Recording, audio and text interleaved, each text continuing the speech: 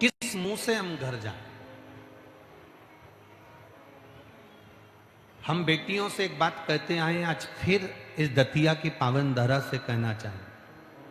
मेरा बेटियों से निवेदन है, तुम्हारे घर में कितना भी झगड़ा हो जाए, तुम्हारे घर में कितनी भी लड़ाई हो जाए, आपस में कितना भी सास से, ससुर से, पति से, जेठानी से, देवरानी से कितना भी झगड़ा कर, पर निवेदन केवल इतना सा है कि अपने घर की देहली छोड़कर कभी कहीं मत जाओ। उस देहली के अंदर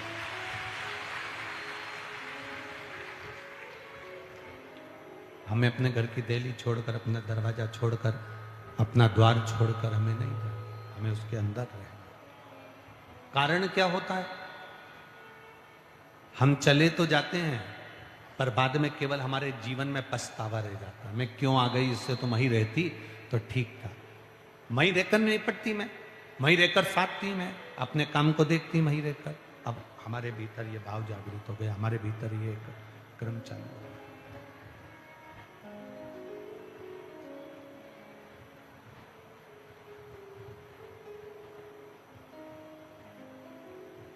मंडप को लगा कि मेरे पिताजी के सामने अगर मैं जाऊंगा और मेरे पिताजी तो मुझे देखकर कहेंगे कि बताओ, मैंने तो अपने बेटे को मना करा था और बेटा तो भी नहीं माना, और आखिर में वही हुआ कि मेरे बेटे के दोस्तों ने ही बेटे का वध करने का प्रयास करा और अधमरा सा छोड़कर चले गए। उसको कोई हिंसक पशु पक्षी खा जाता, वो मर जाता, पर वो तो बाबा की कृपा थी। कुष्मांड ऋषि का कोई पुण्य प्रबल था, उनका भजन, उनकी कीर्तन, उनका स्मरण कुछ प्रबल होगा जिसके कारण वो बच गया। कोई बहुत बड़ा एक्सीडेंट हो जाए, कोई बहुत बड़ा रोग आ जाए, कोई बहुत बड़ी तकलीफ आ जाए, और उसके बाद भी तुम उस रोग से, उस एक्सीडेंट से, उस तकलीफ से अगर बाहर निकल जाओ तो समझ लेना तुम्हारे माता पिता या तुम्हारे घर का कोई व्यक्ति शंकर की आराधना करता होगा, तो हम पार उतर गए, हम बच गए, हमारे प्राण बच गए, हम बचे। ये एक पत्र आया है, देखिए। पत्र सारे अच्छे हैं, पर कुछ पत्र जो आए हैं वो देख लीजिए। आए हो, बैठे हो शिव महापुराण की कथा सुनने के लिए भगवान शंकर के दरवाजे पर। आपको लग रहा होगा कि आप शिव महापुराण की कथा में पहुंचे हो, पर अपने दिमाग से निकाल देना, आप कथा में नहीं पहुंचे। शादी में मोहल्ले के अंदर शादी हो रही है, कॉलोनी में शादी हो रही है, जिस घर में शादी हो रही है वो बुलाता उसी को है जिससे उसकी पहचान होती है, पूरे मोहल्ले वालों को नहीं बुलाता। शादी करने वाला व्यक्ति अपने मोहल्ले में, अपनी कॉलोनी में उसी को निमंत्रण देता है जिससे उसकी पहचान होती है, और शिव महापुराण की कथा में वही पहुंचता है जिसका मेरे भोलेनाथ कल्याण करने वाले। बोल बम का नारा है, ये बुलाता, खींचता, पकड़ता उसी को है जिसके ऊपर करुणा करने वाली हो। ये कथा तो दतिया में आज विराम हो जाएगी। 19 तारीख से 23 तारीख तक राजगढ़ ब्यावरा में प्रारंभ हो जाएगी, राजगढ़ के अंदर 1 बजे से 4 बजे तक। हम तो उस क्षेत्रवासियों को भी कहेंगे, मौका मिले छोड़ना नहीं। सावन के महीने में अगर सुनने को मिल रही है, बिल्कुल मत छोड़ो। आज 14 तारीख को यहां कथा विराम हो जाएगी, कल 15 तारीख बीच में पड़ेगी, 16 तारीख को सीहोर का मेरे कुबेर भंडारी की कावड़ भराती है। जिसने पिछले वर्ष कावड़ भरी हो उसके घर जाकर पूछना कि 1 साल में तूने बाबा की कावड़ भरी थी, बाबा ने तेरा भंडार भरा कि नहीं भरा, ये अंदाजा पूछिए। 16 को बाबा की कावड़ भराएगी। हमने पहले भी कहा, भाव से जिनके संतान नहीं, औलाद नहीं, 15 साल, 20 साल, 25 साल भी हो गए हों, 4 चावल के दाने अपने पल्लू में डालकर 16 तारीख की कावड़ अवश्य भरना। जो बेटा बेटी हैं जो लगे हैं कंपटीशन एग्जाम की तैयारी में, खूब मेहनत करो और बाबा की एक बार कनेर का फूल साथ में लेकर कुबेर भंडारी की 16 तारीख की कावड़ जरूर भरो। फिर बाबा क्या भर देगा ये उसके हाथ में। शिव तत्व को प्राप्त करना, शिव की भक्ति को हमें प्राप्त करना। जिस दिन वो कृपा करता है, साधारण कृपा वो करता ही नहीं है। जो भी है मेरे शिव जी के पास में, जिसको लोगों ने नकार दिया, ठुकरा दिया, मेरे शंकर ने अपना लिया। आप में से कितने लोग हैं जो जहर पीना पसंद करते हैं? कोई नहीं, पर मेरे महादेव ने जहर को भी अपना बना लिया। सांप को कोई अपना आभूषण नहीं बनाता। सांप को कौन आभूषण बनाएगा? मेरे महादेव ने सांप को, काल को भी अपना आभूषण बना लिया। डमरू कौन बजाएगा? आपने इतने सारे, आपके यहाँ आर्केस्ट्रा होती हैं, आपके यहाँ पर देवी जागरण होते हैं, भजन संध्या होती है। किसी भजन संध्या में मंच पर कभी किसी को डमरू बजाते देखा है? किसी आर्केस्ट्रा में किसी को डमरू बजाते देखा है? नहीं। लोगों को लगता है ये बजेगा तो स्वर भी, ना ना ना, ये जिसको दुनिया ठुकरा देती है उसको मेरा बाबा अपना लेता है। मेरे बाबा ने अपना।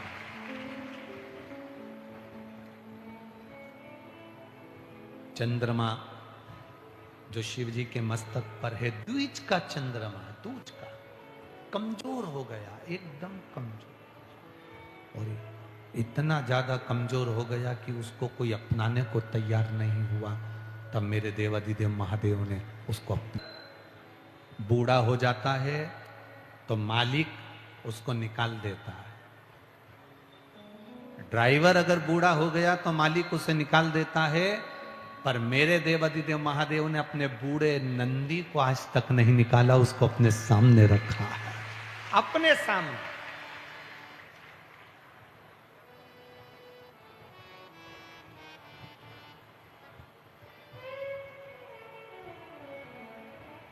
उसको अपने करीब में रखा है,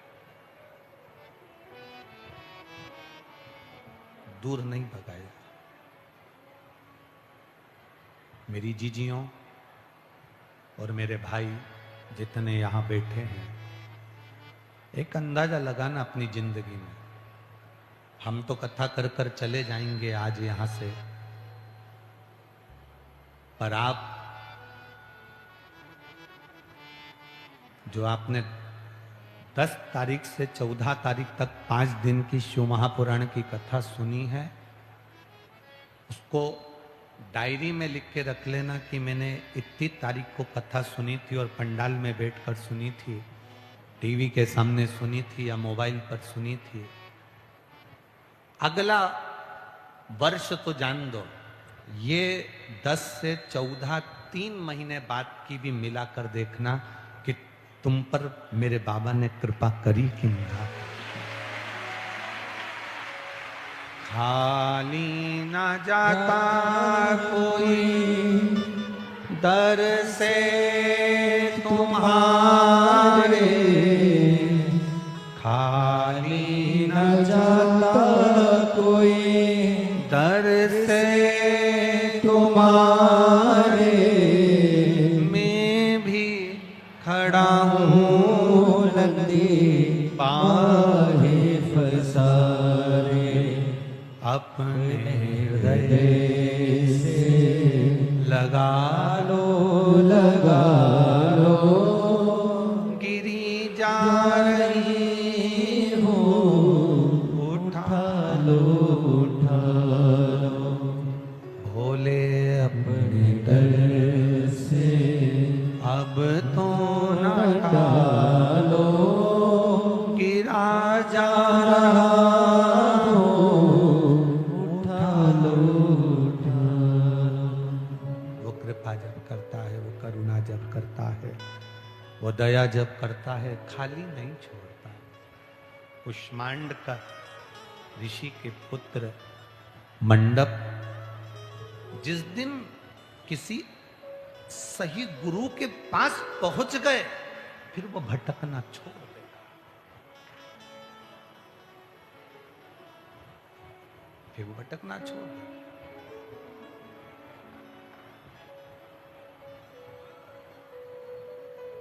मंडप अपने घर नहीं गए, घर गए नहीं। पिता को क्या मुख दिखाऊंगा, पिता को क्या कहूंगा कि मेरे दोस्तों ने मुझे मारने का प्रयास किया। पिता को क्या मुख दिखाऊंगा, मंडप नहीं गए घर।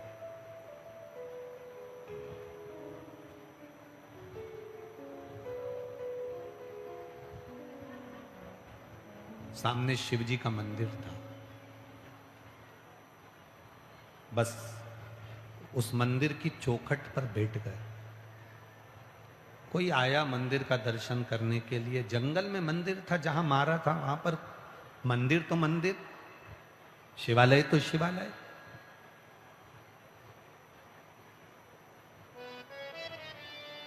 मंदिर और शिवालय में अंतर होता है। मंदिर में भगवान स्थिर होते हैं,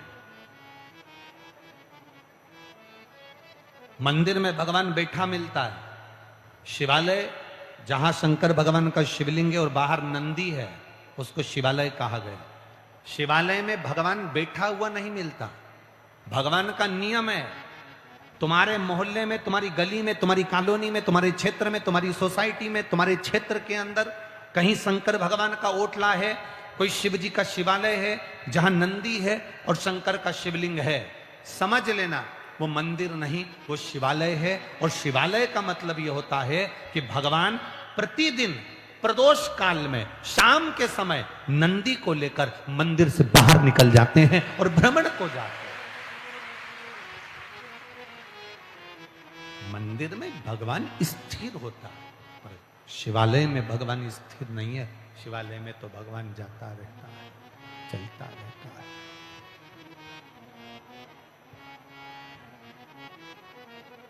शिवालय में भगवान चल रहा है।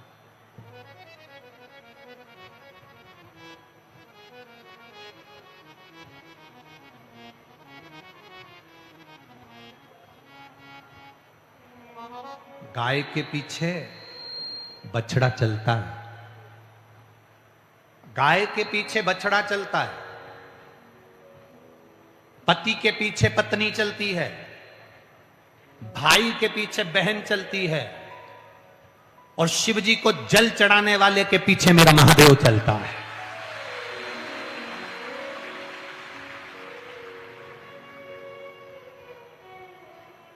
आप तो जल चढ़ा के फ्री हो गए, पर मेरा महादेव तुम्हारे पीछे पीछे चल रहा है, पीछे।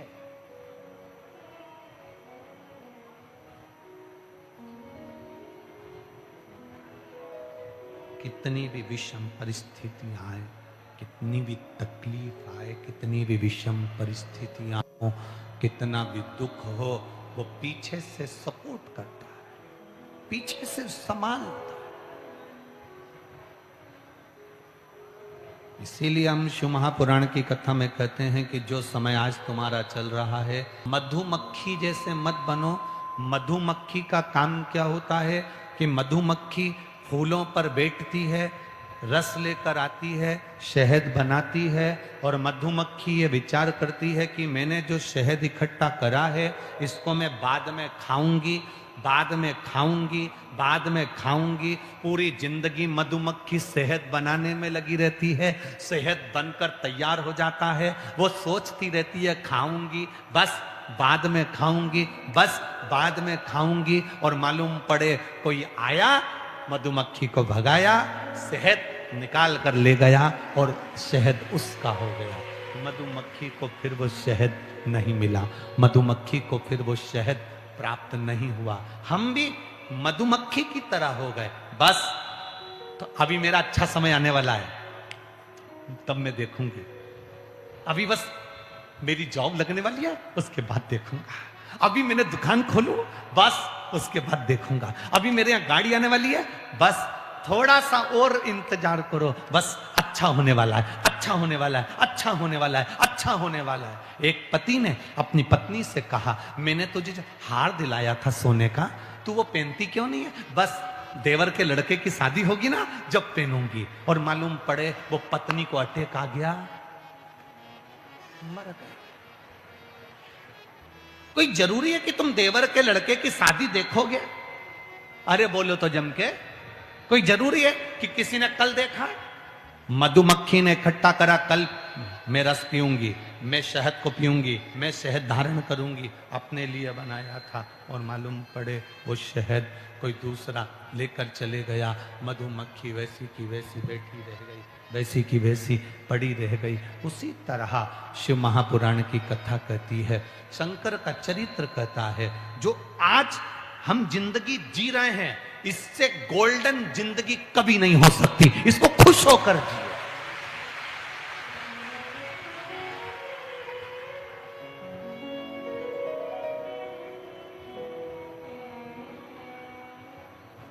जो हम आज जिंदगी जी रहे हैं, इसके बराबर कोई गोल्डन जिंदगी नहीं होगी।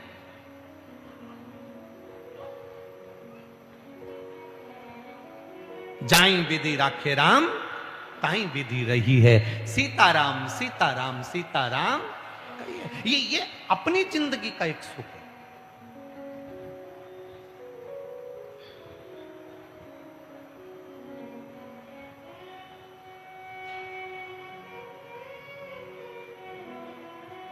जो दिन आपका आज निकल रहा है वो दिन श्रेष्ठ है।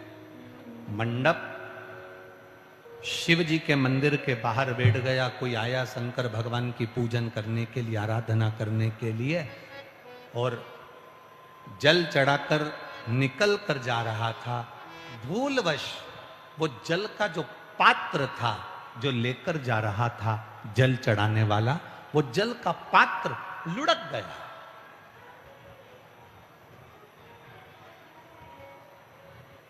विरोध करने वाले बहुत होते हैं, जो कथा सुन सुनकर भी कई लोग विरोध करते हैं कि मिश्रा जी ने कह दिया कि शिव जी पे चढ़ा हुआ जल पीना चाहिए, शिव जी पे चढ़ा हुआ जल लाकर अपने घर के दरवाजे पर छींटना चाहिए। बोला था कि नहीं बोला था? अरे बोलो तो जम के। थोड़ा सा जल जो शंकर भगवान को चढ़ा है वो लेकर आओ अपने घर में, आचमन के रूप में सबको दो, थोड़ा सा अपने घर में छींट दो। दुनिया के लोग कहते हैं इससे होता क्या है? उनसे निवेदन करूंगा, कुष्मांड ऋषि के पुत्र मंडप की कथा अपनी जिंदगी में उतारना। एक शंकर भगवान की आराधना कर कर जल चढ़ाकर आ रहा था, हाथ का खाली लोटा जिसमें वो शिव जी के चढ़े हुए चरणामृत को, शंकर भगवान के जल को लेकर आ रहा था, गंगा के जल को लेकर आ रहा था, और हाथ से वो लोटा खसक गया, हाथ से वो जल का पात्र नीचे गिर गया। जैसे गिरा, सीढ़ी पे से लुढ़कता हुआ वो पात्र नीचे आ रहा था, और उस पात्र का जल कुष्मांड ऋषि के पुत्र मंडप पर थोड़ा सा छींटा लग गया, मात्र एक अंश के बराबर छींटा, एक अंश।